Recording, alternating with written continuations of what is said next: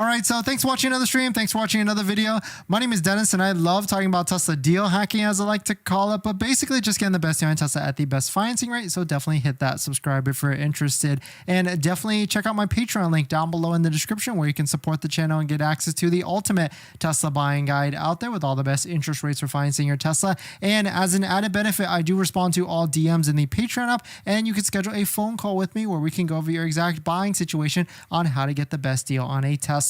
And today's live stream is partnered with Mint Mobile, where you can save money on your mobile phone plan. Link down below in the description, but more on that later. So inventory, as we talked about yesterday, and I guess we talk about a lot on this channel, is still staying high. And there's a lot of people in the queue. I've been getting a lot of messages of people that are trying to work through financing. Can they get their 1.99% APR rate, or if they're going to be doing leasing? But inventory is still staying at relatively high levels compared to at least over the past 2 quarters. So I really feel like Tesla this week, because one of their biggest incentives, or at least not their biggest incentives, but one of the incentives that was on their list, the 3 months of free supercharging, did end a few days ago. And now they're just in the end of the month of August. And on top of that, they've got September, which is the last month of the quarter. So inventory, if it keeps staying at these high levels, mustard line is the Model Y, and then we've got the Model 3, the pink line, which is also increasing at a pretty fast rate right here on the right side.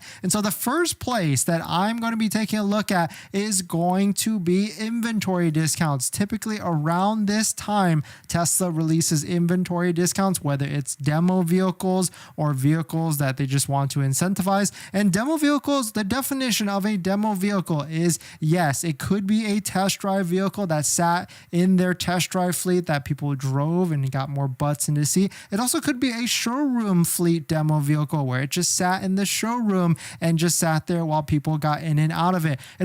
It could also just be a vehicle that they put into demo status and they decided to pull out right away. I've seen demo vehicles with like 25 miles on the odometer, and demo vehicles have never been registered. You will still be the first owner, and most of the time you will also qualify, or the vehicle will qualify for the tax credit as well, the $7,500 federal tax credit. And so you can take a look like this one right here, a demo vehicle with 508 miles on it. It's got a okay discount of like $400, $300, not the biggest. I typically want to see $1,000 to $5,000 discounts. And in terms of mileage, I want to see around 1,000 mileage on it. And that's going to be what I would be targeting if I was shopping for a model or just any Tesla at the moment. Of course, the higher you go up in trim, the better the discounts are, but we're really not seeing a ton of demo vehicles at the moment. Some of these vehicles don't even have any discount at all. And there was a time where a lot of vehicles in the inventory all had discounts and all had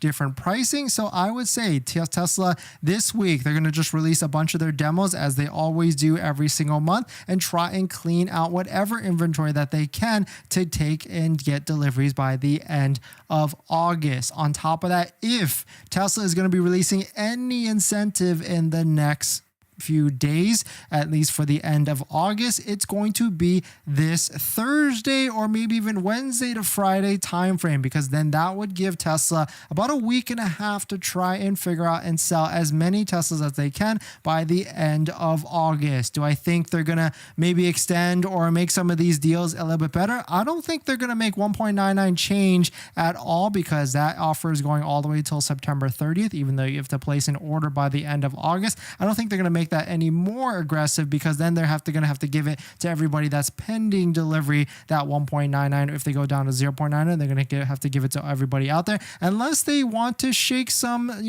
things up. Because if inventory keeps going higher and higher, you can imagine the executives or whatever managers, they're probably taking a look at this and figuring out, how can we actually get more sales to try and clear out inventory to hit our number by the end of the month, end of the quarter, and of course, end of the year or even end of December. So if anything, it's going to be this Wednesday or Thursday, maybe even Thursday around like 9 o'clock. That's typically about the time, or maybe even 6 p.m. I feel like for the past couple of weeks, that's really what's been happening for all the different incentives that Tesla has been releasing. And if you wanted a refresher on what my predictions are going to be in terms of what incentives are going to be happening throughout the rest of the year, I think it's going to be different flavors as what's on the screen. Supercharging, I think they're going to jump it up to like 6 months, all the way, or even 15,000 miles. Financing, I do think we're going to see like a 0 or 0.99% APR that we saw earlier this year with the Model Y. And leasing, I think they're going to try and drop all the different payments by, of course, adjusting the interest rate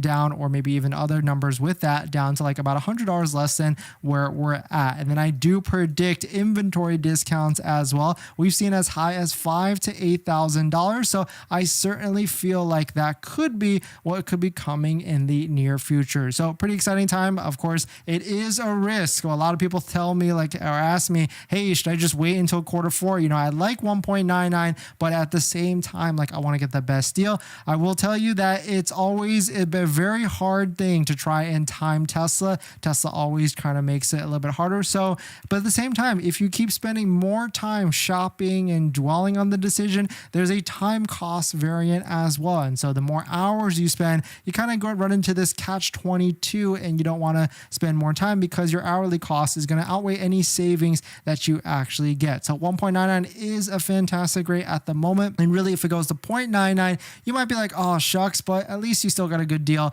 relative to all the different months this year. And 1.99 is still very, very, very fantastic. So I really wouldn't really worry too much about it if you cannot, if you want to keep waiting. But unless you need a car, unless you already have a car and you don't need a car and you can wait it out and you just want to see whatever deal it is, then certainly it might as well be worth it to wait until Q4, because every year for the past few years, Q4 has been the best time of that year to buy a Tesla in regards to whatever incentives that were out there for this year.